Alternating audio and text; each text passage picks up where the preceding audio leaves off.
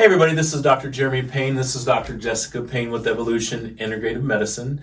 And today we are going to be doing like a little mini eval where we look at the cervical spine, which is here, and also in the shoulders and things like that. So we want you guys to really focus in on how this could cause neck pain and other problems. And prior to starting, I want to just remind you to like, subscribe, share, hit the notification bell. That way you guys get all the updates and every time that we put a video out. All right, so let's talk about the spine. All right, I like to explain this to patients that our entire nervous system, which consists of our brain, spinal cord, and our nerves that exit our spinal cord, have to be working together, okay? So I'm going to evaluate Dr. Jeremy's neck. All right, so you've had a history of football injury, you've had surgery, do you get headaches, any kind of neck pain, anything like that? I get headaches sometimes, but not a lot. No, but you do complain a lot when you work out how your neck hurts, right? Yeah. And if you don't eat kind of on a regimen, if you fast too long, you'll get a headache or neck pain? Okay, so what I like to do is we have to figure out the root of the neck pain. Yes, there was old injury, but we also have to look at the nerves that flow from the neck and out to the joints. Okay, so today I'm going to test him and show you how important it is to address the nerves. So I could adjust him all day long. I could adjust him every single day if I really wanted to, and I'll get a pop, I'll get some release, I'll get him realigned, but a couple hours later, his neck is irritated again until we figure out the root of it, which oftentimes it has to do with the nerves not communicating from the brain. So I'm going to do what's called a muscle test. And I'm doing this on him because he's like, I don't know, a couple times stronger than me, right? Okay, he said like 10 times stronger. But anyways, so he's a lot stronger than me. And when I do this muscle test, he should be able to overpower me. But when I have him put his head in a certain position, it requires the brain to communicate to a very particular nerve to allow him to go into that position. So when he tips his head downward, then I ask him to hold strong. Hold strong. Good. He's nice and strong. Rock solid, right? Now I'm going to have him look all the way up. This requires C2 nerve to activate the muscles to go into extension or looking up. And hold. And boom, he's weak. Try to hold as hard as you can. He's really wimpy, okay? So I have to find out what side is C2 nerve root not working. So when I'm gonna press my finger here, now I want you to take your finger and touch right where my finger is. And now hold. Oh, now he's really strong, okay?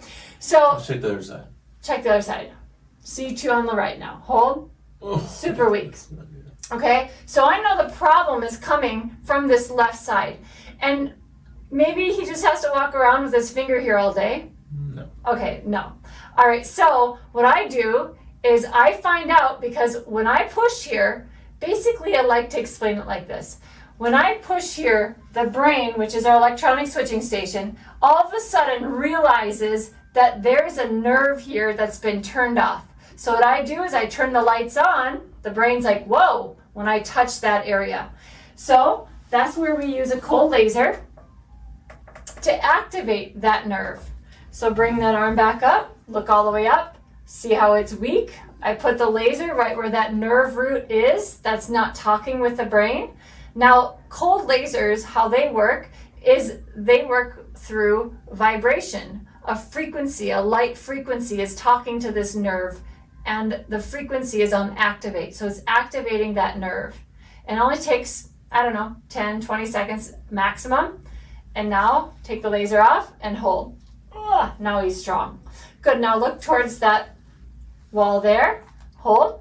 Good, look towards this wall. Hold. Oh, he's got another weakness. So that was C3 rotation.